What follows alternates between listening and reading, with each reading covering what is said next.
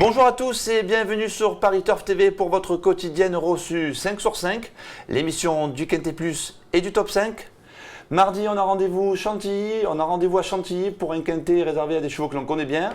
On va évoluer sur la distance de 1500 mètres et qui dit quintet PSF dit Julien Codiam. Salut Julien. Salut Paul, bonjour à tous. Alors il y a un quintet très ouvert, mais il y a des bases solides quand même de l'épreuve, jugées sur les anciennes valeurs de l'an passé. C'est ça qui m'inquiète un tout petit peu, c'est que c'est sur souvent d'anciennes valeurs, mais bon, c'est des chevaux qui sont quand même bien connus, un lot qui tient la route, très ouvert, on va essayer de faire ça bien.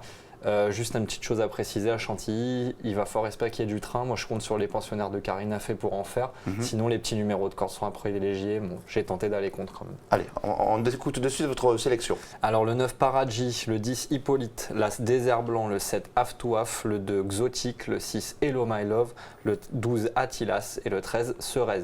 C'est donc le 9 Paraji qui arrive en tête de sélection. Vous n'avez rien inventé, Julien, mais c'est normal. J'ai regardé ses performances sur 1500 mètres. C'est vraiment sa distance de prédilection. Il a été baissé d'un kilo. J'ai presque envie de vous dire, il a tout pour lui. À part de faire une petite rentrée, il a repris de la fraîcheur depuis le début de l'année. Il a été faire un petit tour à réclamer. Je pense ça lui a permis, comme vous dites, d'être baissé d'un kilo. Tant mieux, on va le prendre.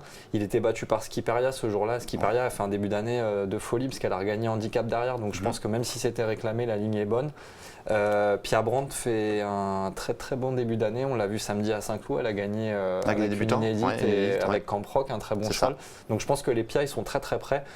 Paraji, là, je pense qu'avec des chevaux un petit peu moins en forme que lui, un bon parcours s'il y a du train, parce que lui, il a tendance à être assez brillant, il faut que ça roule. Si c'est le cas, je pense qu'il a vraiment beaucoup d'atouts dans son jeu et il cherche son quintet depuis longtemps, ça va peut-être être celui-là. Franchement, il le mériterait au vu de sa carrière depuis le début.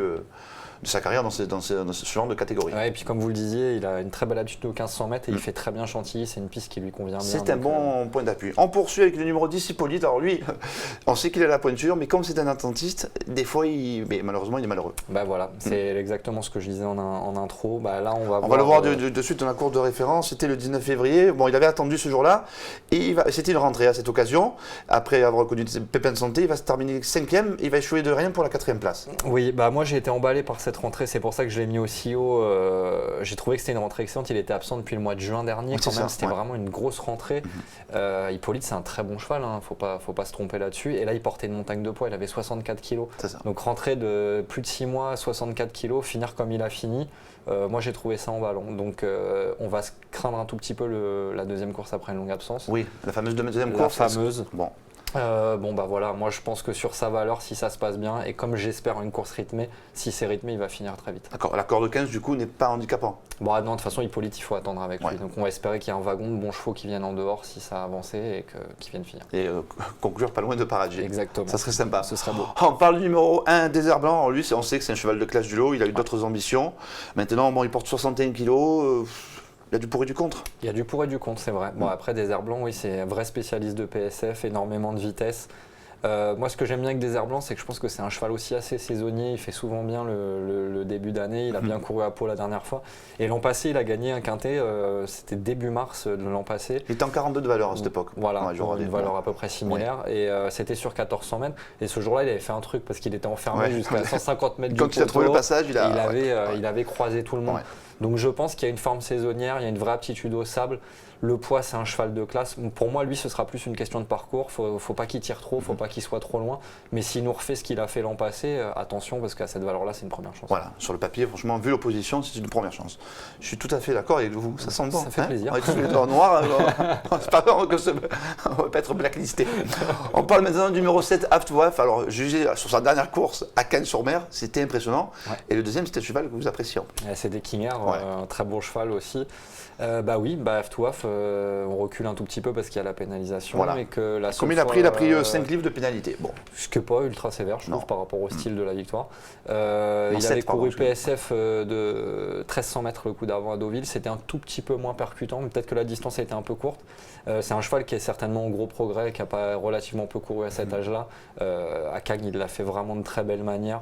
moi je serais très surpris de ne pas le voir répéter. Vous savez ce qui est amusant, c'est qu'Alexis Badel, qui monte habituellement en Royal Prize, Ouais. le cheval de sa mère, il s'est dit bon, je continue avec mon John Hammond parce que le dernier coup il a vraiment bien plu. Sa mère a dû dire bon c'est bon Alexis, tu peux.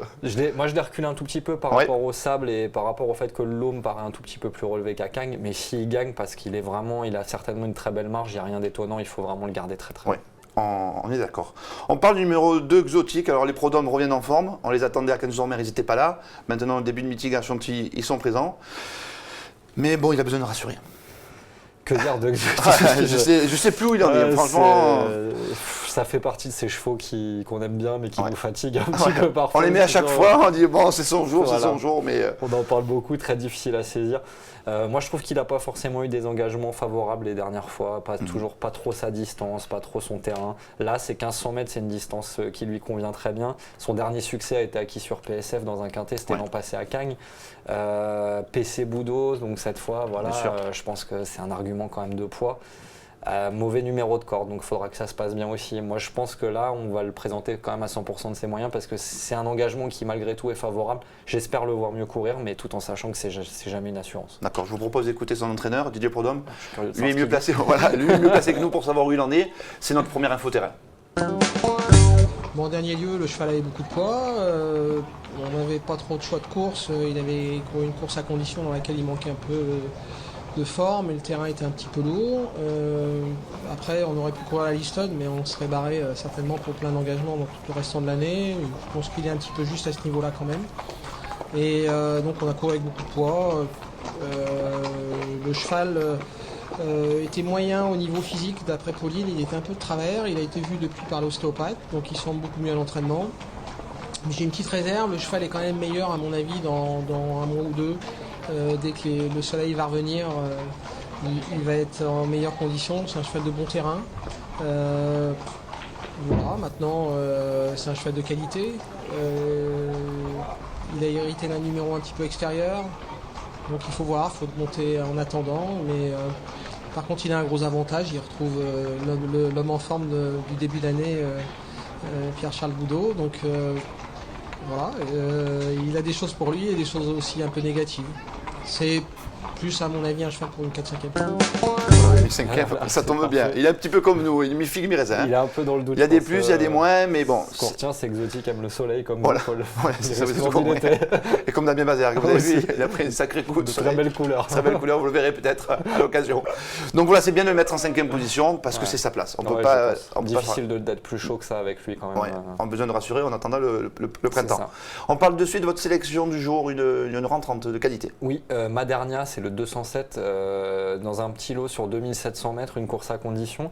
Alors, il va y avoir un grand favori, un cheval invaincu en 2 sorties avec PC Boudot. Je trouve que c'est assez marrant d'aller contre à la limite parce que Madernia, c'est vraiment une bonne jument. Sa seule mauvaise perf de l'année dernière, c'est dans l'élevage, mais le terrain était trop lourd, je crois. Elle avait tiré. Elle a beaucoup de tenue, 2007 PSF, je pense que ça va vraiment être son truc. Donc mettez une petite pièce à la gagne et puis au pire, couvrez-vous, couplez aller-retour avec le favori. Avec le Boudot. Voilà, et normalement ça doit bien se passer. Et normalement ça devrait bien se passer, voilà. Merci pour toutes ces informations, Julien. Demain on a rendez-vous à Laval, donc des trotteurs à Laval évidemment. Et quand on parle trotteur, on pense directement à Yann Daigneault et Mathieu Mortagne. Voilà, merci pour toutes ces informations. On se retrouve très vite sur Paris Turf TV. Au revoir.